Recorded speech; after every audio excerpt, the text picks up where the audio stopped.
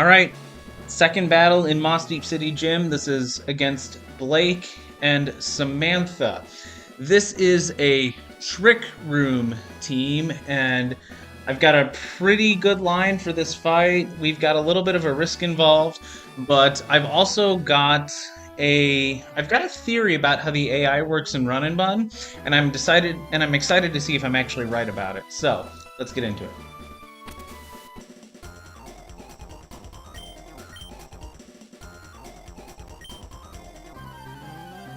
Okay, so the puzzle in this fight is the following. The trainer on the right has a Jellicent with a Water Gem Hydro Pump, and the trainer on the left has a Sheer Force Choice Band Rampardos with Head Smash and Rock Slide. And the puzzle for this fight was if either of those Pokemon hit the battlefield with Trick Room up, I cannot win this fight deathless. 4 of the 6 Pokemon in this fight have the move Trick Room. This Berserker and then the Rampardos are the only 2 Pokemon in this fight that don't have the move Trick Room. So, the question is, how do we get those 2 Pokemon specifically out without Trick Room up so we can beat them? So, first turn. We are going to use Fake Out on this Porygon 2. This is Eviolite, Porygon 2, Trick Room, Thunder, Psychic, Tri-Attack, like your standard competitive Porygon 2. We're going to Fake Out this Porygon 2, and Seismitoad is going to use Liquidation on this Berserker. Seismitoad and Sneasler both outspeed and one-shot Berserker, so it's going to Fake Out one of my 2 Pokemon. I don't know which one, so we're not clicking Earth Power because I need Berserker and Porygon 2 to die on the same turn.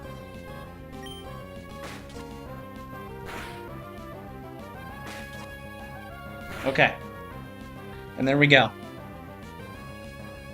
Now, Black Belt Sneasler. Black Belt Sneasler with plus attack nature with 30 attack IVs is able, after Fake Out damage, to take out this Porygon 2 even with it holding an Eviolite. And Seismitoad with Earth Power and Soft Sand is just barely able to take out this Berserker. We're going to kill both of these Pokemon and prevent Trick Room from going up as long as this Porygon 2 is on the field. So still no Trick Room after 2 turns.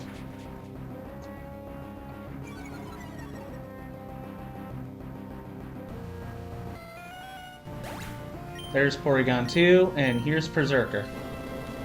Okay, so now, AI is going to first look at Sneasler, my left Pokemon slot. Because of the defense and special defense drop from close combat, this is always going to be Jellicent coming out first on the right side because it sees a slow kill on Sneasler. On the left side, because the Bronzong has Levitate and my ground moves do 0 damage, it's going to be Bronzong because it outdamages Seismitoad. So there's the Jellicent, and there's the Bronzong. Alright, now, this is really good because in this situation, Sneasler uses Knockoff, Seismitoad uses Earth Power, we both outspeed Jellicent, and we can kill Jellicent before it has a chance to attack. Now, this is where I have a theory about what's going to happen this turn, okay? So, the AI in Run and Bun, if a Pokemon on your side of the battlefield is faster than a Pokemon on the opponent's side of the battlefield, Trick Room has a score of plus 10. Okay? As we know in Run and Bun, the Pokemon look at all of their moves and they pick the move with the highest score. So there's highest damaging moves, slow kill, fast kill, all of those things. Okay? So here's a question. If you're in a double battle and both Pokemon on the other side have Trick Room, and both of them do not see a kill on your side, both of them see Trick Room as plus 10. That would mean both Pokemon are going to click Trick Room, right? No, because that wouldn't make any sense. So, my theory, and I'm really hoping that we can confirm it right here in this battle, is that even though it's not listed anywhere in the Run and Bun documentation, is that the Pokemon on the right side in a double battle determines its move first, and then the Pokemon on the left side picks its move second. Jellicent and Bronzong both have Trick Room right now. Jellicent sees a slow kill on Sneasler, which means it's 80% to click Trick Room and 20% to click Hydro Pump. My theory is that if Jellicent clicks Trick Room, then Bronzong goes and determines its move after Jellicent. It will give Trick Room a score of -20 because it's like, oh, Trick Room's already up. Bronzong won't be able to use Trick Room. Now, there's a risk involved with this. If I am right, if Jellicent is using Trick Room this turn, there is a chance that we lose Sneasler, because Bronzong Heavy Slam with Sneasler at -1 defense, either a crit or a max damage roll will kill Sneasler. But this is a risk that we have to take because I have to kill this Jellicent now. I have to do it this turn, and I have no other way to win this battle. This line, this is the only way I could come up with to win this fight. So I'm hoping Jellicent goes for Trick Room, and if Jellicent goes for Trick Room, I think that means Bronzong won't be able to, and I might have confirmed my suspicion about how Double Battle AI works. So let's see what happens here. So there's Knock Off. Even if crit killed, Bronzong wouldn't take damage from Seismitoad, because like I said, Bronzong has Levitate. Now, what is Bronzong going to do?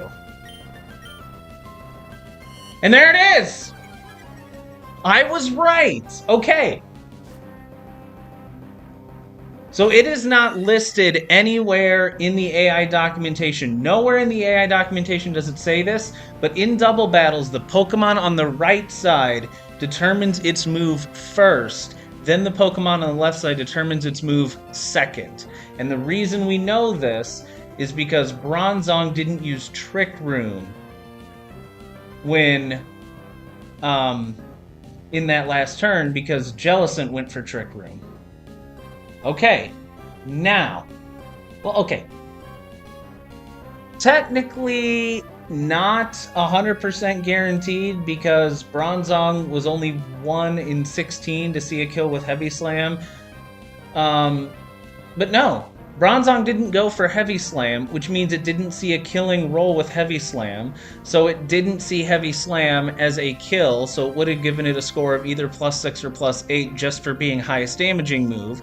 Since it didn't use an attacking move, that means it gave Heavy Slam a score of +6. It used Metal Sound, which is also +6 because it's a setup move or stat-reducing move. Therefore, Bronzong did not see Trick Room as +10. Therefore, I'm right.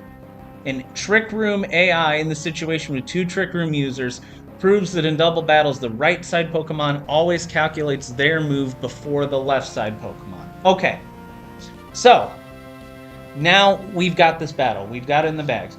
We're going to switch Sneasler for Metagross, and we're going to switch Seismitoad for Escavalier. The reason that we have Metagross and Escavalier is just to be doubly safe. Because like I said, Hatterene has a slow kill on Sneasler, so it's 80% to Trick Room, 20% to attack. Bronzong has a slow kill on Sneasler if it sees a killing roll, but it's going to Trick Room otherwise. However, there is a chance, a super small chance, that Hatterene attacks instead of using Trick Room, and Bronzong rolls Heavy Slam, gets a killing roll on Sneasler, and doesn't Trick Room.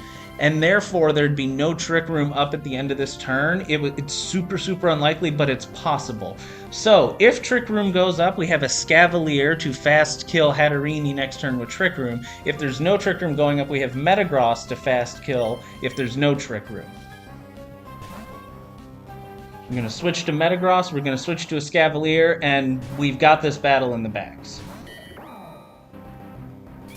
Okay, so Hatterene uses Trick Room.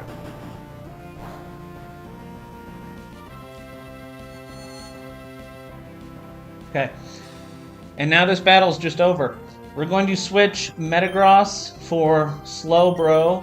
Slowbro completely walls off this Bronzong, and Escavalier is going to move before anyone else and kill this Hatterene. This is second turn of Trick Room.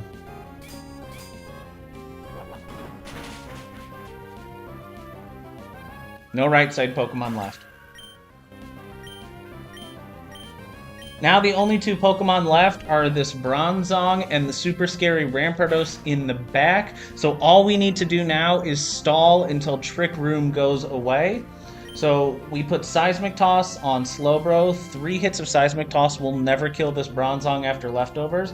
So we're just going to click Seismic Toss, and we're just going to keep pivoting the right side to make sure that when Trick Room ends, we have the Pokemon out that we need. This is turn 3 of Trick Room. And that's all the damage Bronzong can do, is body press Slowbro. Slowbro's completely safe.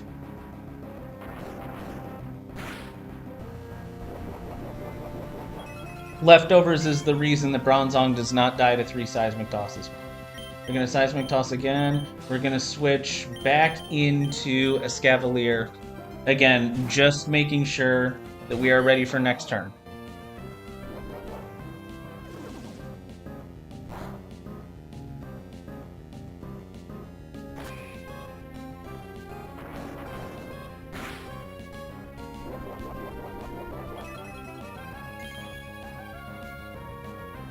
This is final turn of Trick Room. We're going to Seismic Toss one more time, and we're going to bring out Infernape.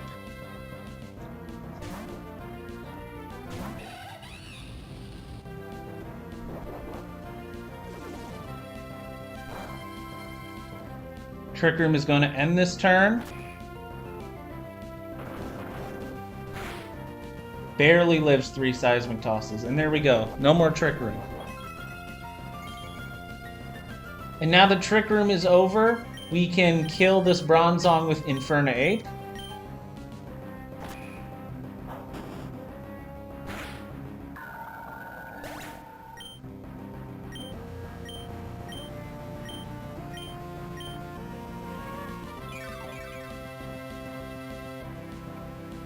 And the final Pokemon is this really scary Rampardos, and because there's no Trick Room, we just kill this thing with close combat. And that's Blake and Samantha down. Really cool fight, really hard fight. Trick Room teams are really hard to counter, but we figured out a way to do it. 2 battles down. Let's keep it going.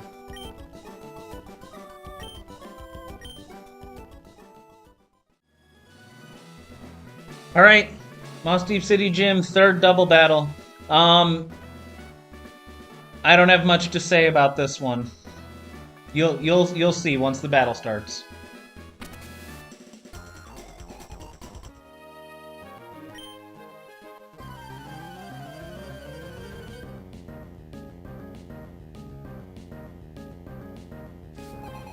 We have brought 3 Pokemon to this battle.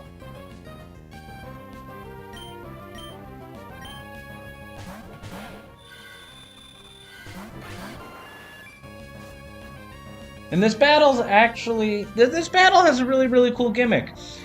Gothitelle is one of the 2 leads. This thing has Shadow Tag, so you can't switch out. And then Krookodil's the other league. It has Intimidate.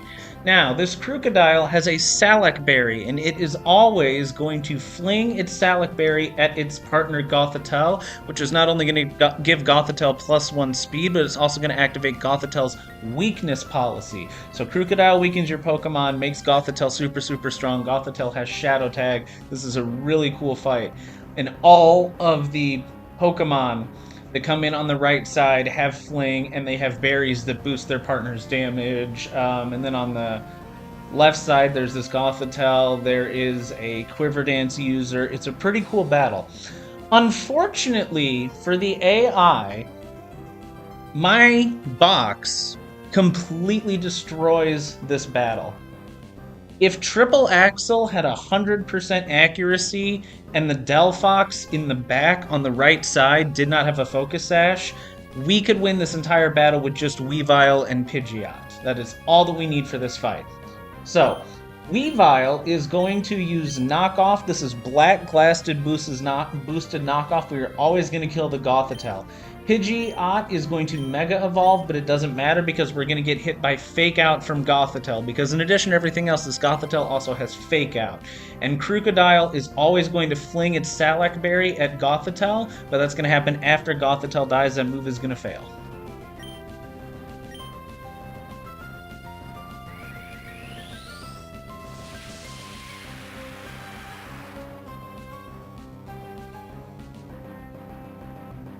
There's the fake out. Gothitelle cannot fake out Weavile because Weavile has inner focus. And there's the kill on Gothitelle.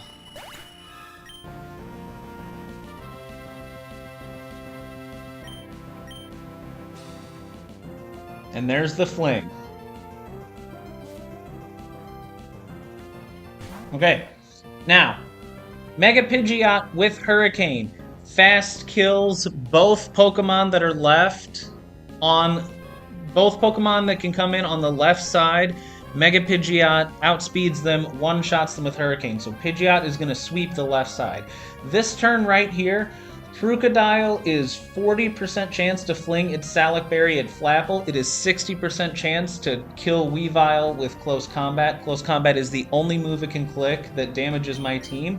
We're going to switch Weavile for Sneasler, who won't take a lot of damage from Close Combat, and we're just going to kill this Flapple.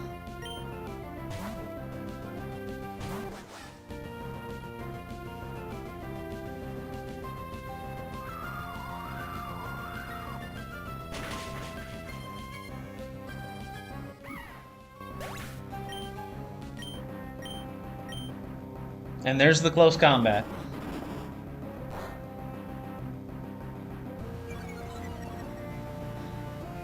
Last Pokemon on the left side is going to be Venomoth. Like I said, Mega Pidgeot outspeeds and one-shots this Venomoth. Sneasler is just going to fake out Krookodile to stall for one turn. And that's left side down.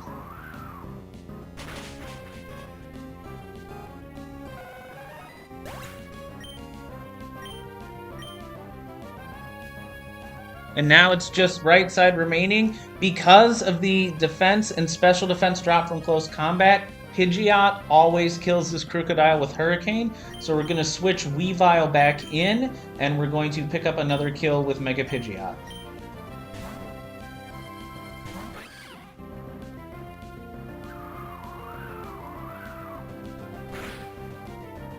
There's 3 kills for Mega Pidgeot. This should be Delphox? Oh. Right, okay. Delphox and Mienshao both have a slow kill on Weavile. I feel like it should have been Delphox because we have a fast kill on Mienshao with Weavile and Pidgeot. Pidgeot has a fast kill on Mienshao. Oh, it's looking at Weavile, yeah. And Weavile can't kill Mienshao. So Pidgeot outspeeds and one-shots Mienshao with Hurricane. Weavile just had to do an attack to take up time. 4 kills with Mega Pidgeot. Last Pokemon is Delphox. This Delphox has a Focus Sash. The Focus Sash on this Delphox is the reason why these 2 Pokemon couldn't just do the entire battle by themselves. I had to bring Sneasler because this Delphox has a Focus Sash. We're just going to knock off the Focus Sash and get the kill with Hurricane.